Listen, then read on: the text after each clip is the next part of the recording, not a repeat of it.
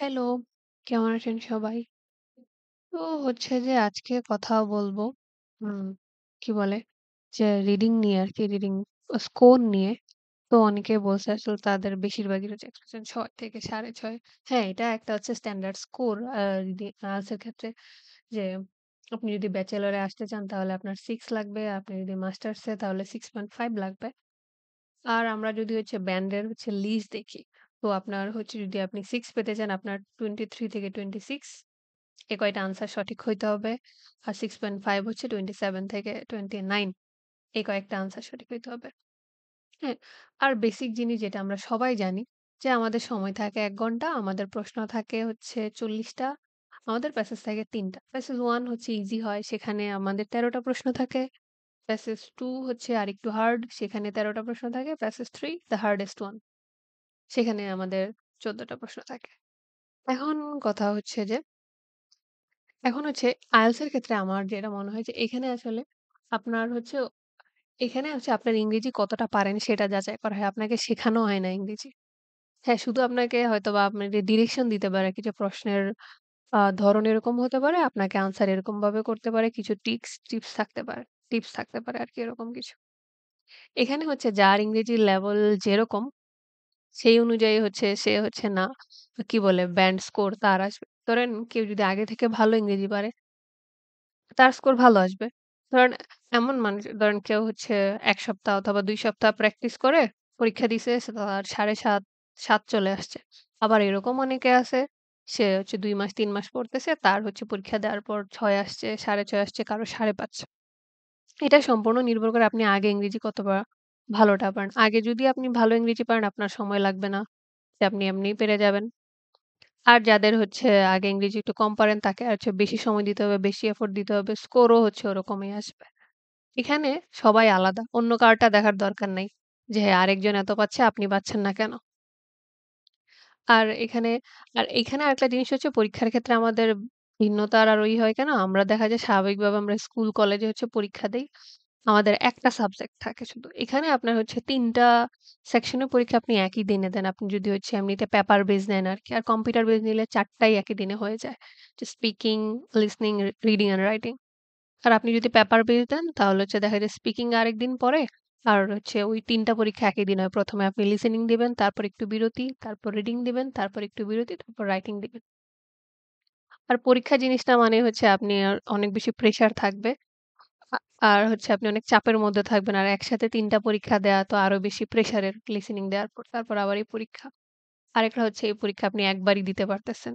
মানে একবার দিতে পারতেছেন বলতে যে একবার ফি দিয়ে একবারই দিচ্ছেন। আর টাকা তো হচ্ছে কি বলে ভালো পরিমাণ টাকা লাগে। হ্যাঁ? তো আপনার বেশি টাকা থাকলে আপনি আরো যতবার ইচ্ছা ততবার দিতে পারেন। কিন্তু আমি একবারের কথাটা শুধু বলতেছি কারণ এখানে আ সময়ের ব্যাপার আছে, টাকা-পয়সার ব্যাপার আছে, আপনার বিশ্ববিদ্যালয়ে আবেদনের ব্যাপার আছে ইত্যাদি, ইত্যাদি। তো এখন কথা হচ্ছে যে আপনার যদি এক্সপেক্টেড স্কোর হচ্ছে যে কি বলে ৬, ৬.৫ হয়, তখন আসলে আপনার কেমন কি আরকি। তো একটা জিনিস যেটা বলি, তো এখানে আপনাদের ব্যান্ডের ক্ষেত্রে কি হয় যে এখানে বলল না ২৩ থেকে ২৬ এখানে ২৭ থেকে ২৯ এটা। তো ২৩ থেকে ২৬ টা কিন্তু হচ্ছে যে আনসার কম না। আমরা অনেকে মনে করি কি যে হচ্ছে আম ৭, ৭.৫ এটা তো কোনো ব্যাপারই না। এটা কিছু হইল এমনিই হয়ে যাবে। কিন্তু আমরা আমি আগে বললাম তো ইংলিশের লেভেলের উপর নির্ভর করে। আপনি আগে কতটা পারেন। কিন্তু আমরা যখন নিজেরা যখন করতে যাই, আমি যেহেতু কোচিং এ পড়াইছি প্রচুর অনেক টাইপের স্টুডেন্ট দেখা হইছে আমার। তখন আসলে গিয়ে আসলে টের পাওয়া যায় আসলে জিনিসটা কি। এটা এতটাও হচ্ছে সহজ না আরকি। যে ৬ এটা কোনো স্কোর হইলো বা এটা তো এমনিই না। না আপনি ৬ পাওয়া ৬.৫ মানে পাওয়া তো আপনি হচ্ছে কি বলে আপনার যে এটা বলে যে আপনার যে B2 হচ্ছে যেটা বলে যে ইন্টারমিডিয়েট লেভেলের ইংরেজি আপনি পারেন, সেটা বোঝাচ্ছে। তো এখানে আপনার যেটা লক্ষ্য থাকবে, ধরেন হচ্ছে যে ৩০ পাবে। ৩০ হচ্ছে যে পাবে, সে তো হচ্ছে কি ৭ আরকি পাবে। তো ৭ পাওয়া কিন্তু এতটাও ইজি না। তো এখানে আমরা যদি কোয়েশ্চেন এর ক্ষেত্রে দেখি যে আমরা জানি প্যাসেজ 1 হচ্ছে আমাদের একটু সহজ হয় এবং সবাই এটা মোটামুটি ভালো স্কোর করি।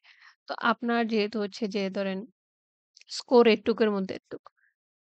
তো আপনি চেষ্টা করবেন হচ্ছে কি যে না প্যাসেজ 1 থেকে যেন আপনার ১০ টার কম না হয়। আপনি এরকমভাবে প্র্যাকটিস করে যাবেন। এমনভাবে হচ্ছে করবেন।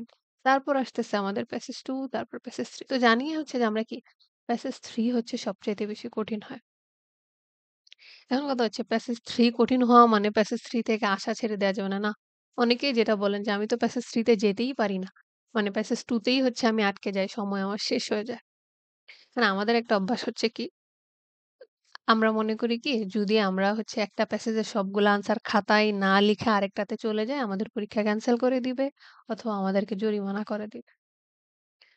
নিয়ম হচ্ছে আপনি যে do not waste time on one question, move to the next. একটা প্রশ্নের মধ্যে ধরেন আপনি খুঁজে পাচ্ছেন না।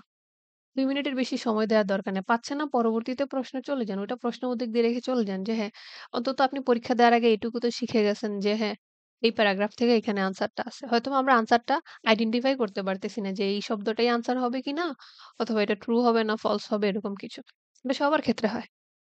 কথা হচ্ছে একটা প্রশ্নের মধ্যে তারপরে হ্যাঁ, আমি এই প্যারাগ্রাফ যে ধরেন প্যাসেজ 1 এ ১৩ টা প্রশ্ন আছে। যে আমি ১৩ টা থেকে আমি ১০ টা আনসার করতে ১১ টা আনসার ধরেন ১০ টা অথবা ১১ টা আনসার করতে পারছেন, ২ টা পারতেছেন না। এখন হচ্ছে না এই ২ টা শেষ না করে তো যাওয়া যাবে না। এরকম করার দরকার নাই। আপনি ২ নাম্বার প্যাসেজে চলে যান। তারপর ধরুন ২ নাম্বার থেকে আপনি ৯ টা আনসার করলেন। হ্যাঁ? করার পর প্যাসেজ 3 তে চলে যান। কথা হচ্ছে ১ টার মধ্যে ৮ টার মধ্যে করে বসে থাকার দরকার নেই। তারপর আসি সেটা হচ্ছে যে সলভ সিকোয়েন্সিয়ালি মানে সিরিয়ালি সমাধান করে যান। ধরেন একটা প্যাসেজে ধরেন প্যাসেজ 1 এ ২ রকমের প্রশ্ন আসছে। দেখুন 2 টাইপস অফ কোয়েশ্চেন প্যাটার্ন। একটা হচ্ছে আপনার fill in the gaps আসছে আরেকটা true false not given। হ্যাঁ? এখন আমাদের কাছে fill in the gaps সহজ লাগে। এমন কইরেন না যে fill in the gaps ধরুন প্যাসেজ 2 তেও হচ্ছে fill in the gaps আসছে। এমন কইরেন না যে হ্যাঁ 1 এর fill in the gaps সমাধান করছি এবার 2 এর করব পরে আবার এখানে আসব। এমন দরকার নেই। একটাতে একবারে দেখে চলে যান। পরবর্তীতে যেগুলা বাদ আছে পরবর্তীতে এসে দেখেন। তাহলে হচ্ছে আপনার সময় বাঁচবে। কারণ তাহলে আপনার এক প্যাসেজ হচ্ছে বারবারই করতে হচ্ছে না। যে এখান থেকে লাফ দিয়ে ওখান থেকে লাফ দিয়ে এমন করার দরকার নেই। এমন করলে আসলে সময়ই নষ্ট হয়। এবার আসি লাস্টের যেটা এই যে বললাম না যে আনসার হচ্ছে বাদ রেখে চলে যায়েন। যেটা না পারতেছেন। আর এমনিতেই মাথা ব্যাথা করে আমি জানি। যে লাস্টেরটা হচ্ছে উপরওয়ালার উপর ভরসা, আল্লাহ ভরসা। বিশেষ করে true, false, not given, yes তো নট গিভেন এর ক্ষেত্রে। তো আমাদের কি হয়? ওদের একটা স্বভাব হচ্ছে কি মানে আমি যেটা এনালাইসিস করে দেখছি, যেন কিছু প্রশ্ন আছে খুবই ইজি করে পড়ার পর সেটা বোঝা যায়। আর ধরেন এই যে বললাম না ৭ পাইতে হলে আপনার ৩০ টা আনসার কারেক্ট হইতে হবে। ৭ এর পরে কিন্তু হচ্ছে যে স্কোর অনেক বেশি হয়। ধরেন ২ টা আনসারে ১ টা করে ব্যান্ড। দেন ৩২, ৩৩, ৩৪, ৩৫ এমন করে হচ্ছে ব্যান্ড স্কোরই হয়। হ্যাঁ, একটা আনসার ভুল হয় আপনার একটা ব্যান্ড কমে যাবে। তো আমাদের ধরেন আপনার ট্রু, ফলস, নট গিভেন এর ক্ষেত্রে ধরেন আপনি ২ টা আনসার পারতেছেনই না। যে এটা ট্রু না নট গিভেন, ট্রু না নট গিভেন। তখন কি করবেন? দেখবেন যে হচ্ছে যেই জিনিসটা কম আছে, তো ওদের একটা যেটা করে ধরেন ৩ টা প্রশ্ন আছে। ৩ টা ইয়েস, নো, নট গিভেন আছে। ৩ টার মধ্যে একটা ট্রু হবে, একটা ফলস হবে, একটা নট গিভেন হবে। ধরেন আপনি আর নির্ণয় করতে পারতেছেন না, সময়ও নাই। ৩ টা হয় ট্রু দিয়ে দেন, একটা হবে। হয় ফলস দিয়ে দেন, একটা হবে। হয় নট গিভেন দেন, একটা হবে। একটা আনসার সঠিক হওয়া মানে হয়তো আপনার একটা ব্যান্ড ইয়ার ক্ষেত্রে আপনার হচ্ছে আপনার একটা ব্যান্ড বেড়ে যেতে পারে। ধরেন কারো হচ্ছে যে ২২ টা। একটা যদি তার যদি ২৩ হইতে সে ৬ পেয়ে যাচ্ছে। ধরেন ২৬ এর বদলে ২৭ হয়ে গেলে সে ৬.৫ পেয়ে যাচ্ছে। কথা হচ্ছে সবচাইতে শেষ কথা হচ্ছে যে প্রশ্ন জীবনেও ছেড়ে আসবেন না।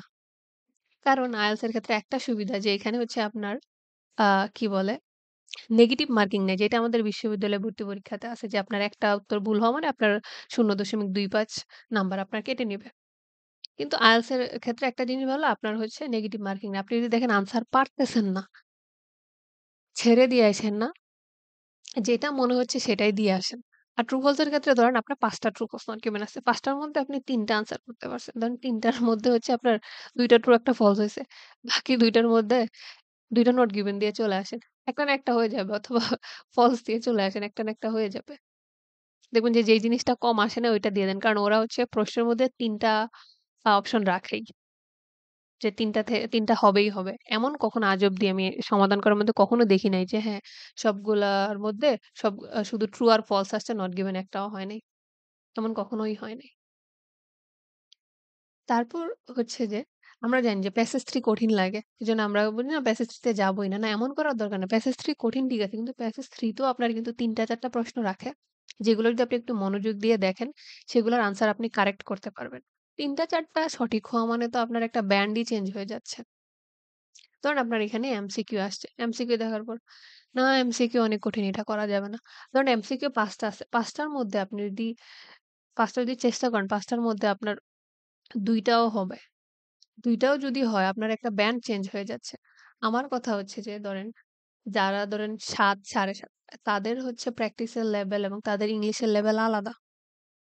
কিন্তু আপনার যদি ৬ আর ৬.৫ এর আশা থাকে, আমি সেটার ক্ষেত্রে বলতেছি যে হচ্ছে যে কোনো হচ্ছে যে বাদ দিয়ে আইসেন না যে এটা পারতেছি না বাদ। অমন করলেই হচ্ছে যে আমি এরকম স্টুডেন্ট দেখছি। তো বলতেছে তারা পরীক্ষা দিয়ে আসছে। বলছে পরীক্ষার পরে আনসার পারতেছিল না সেগুলা খালি রেখে চলে আসছে। তো অথচ ওগুলো যদি দিয়ে আসতো কোনো কিছু না একটা তো একটা হয়ে যাইত। আপনি চেষ্টা করবেন হ্যাঁ, যে আপনার যে স্কোরের আশা যে এত 6 অ্যান্ড 6.5 যে প্যাসেজ 1 আর 2 থেকে আপনার যথাসম্ভব আনসার কারেক্ট করা। তারপরে ৩ থেকেও হচ্ছে বাদ দিয়ে চলে আসেন না? যে যেইটা আপনার হচ্ছে যে প্রশ্ন যতই কঠিন আসুক সেটা হচ্ছে সমাধান করার চেষ্টা করেন। পরে যদি দেখেন আসলে পারতেছেন না, সেটা হচ্ছে পরে আন্দাজে দিয়ে চলে আসেন। আর সর্বশেষ কথা যেটা যে আপনি কিপ প্র্যাকটিসিং আপনি যত বেশি সময় দিবেন আপনি সেটা তত ভালো করবেন। আর এখানে আপনি অন্য কারো সাথে নিজের তুলনা করতে যায়েন না। এই পরীক্ষার ক্ষেত্রে সবাই আলাদা। এখানে 1st, 2nd, 3rd এমন কিছু নাই। যার ইংরেজি লেভেল তার প্র্যাকটিস অনুযায়ী হচ্ছে সে স্কোর পাবে। আর আপনার এক্সপেকটেশন কত? আর এখানে হচ্ছে আসলে নিজের কাছে মিথ্যা কথা বলে লাভ নাই এখানে। এই ক্ষেত্রে আমি মনে করি। কারণ আমরা স্কুল কলেজে দেখা যায় কি হচ্ছে যে খাতার ক্ষেত্রে আসলে খাতা দেখার ক্ষেত্রে হয়তো টিচার করতেছে বা ভালো করে দেখে নাই। কিছু নাম্বার কম পাইলে পাস করায় দিচ্ছে এবং আমরা আশেপাশে বন্ধু-বান্ধবদের কাছ থেকে দেখা-দেখি করতে পারতেছি। IELTS এর ক্ষেত্রে এমন কোনো কিছুই নাই। এখানে প্রশ্ন দেয়া আছে, উত্তরও দেয়া আছে। আপনার ব্রেইন খাটাইতে হবে। তো সেই কারণে আপনার হচ্ছে প্র্যাকটিসটা অনেক বেশি জরুরি এবং আপনার লেভেল আগে কতটুকু, আপনার কাছে সময় কতটুকু আছে সেইটা হচ্ছে গুরুত্বপূর্ণ। তো দ্যাটস ইট। আর জানি না আর কিছু বলার আছে কিনা আরকি। তো আর যদি কিছু হচ্ছে জানতে থেকে জানার থাকে সেটা অবশ্যই হচ্ছে জানাবেন। So that's it. ও আরেকটা কথা যেটা হচ্ছে যে, ধরেন এই যে ২২-২৩ যদি হিসাব করি আরকি। ধরেন আপনার হচ্ছে প্যাসেজ 1 থেকে ধরেন আপনার আ ধরেন ১০ টা। প্যাসেজ 2 থেকে ধরেন ৯ টা কত হইল ১৯। প্যাসেজ 3 থেকে ৪ টা অথবা ৫ টা ২৪ আপনার চলে আসছে ৬। মানে একদম আমি মিনিমাম করে বলতেছি আরকি। তারপর বাকিটা আপনার প্র্যাকটিস, আপনার সবকিছুর ডেডিকেশন সেটা আপনি আসলে আপনি নিজেরটা নিজেই বুঝতে পারেন। কারণ এখানে পুরাটাই গাইডলাইনস। আমি শুধু গাইডলাইন দিতে পারবো। আপনার পরীক্ষাও আমি দিয়ে দিব না, আপনার প্র্যাকটিসও আমি করে দিব না। That's it. Thank you. Have a good day.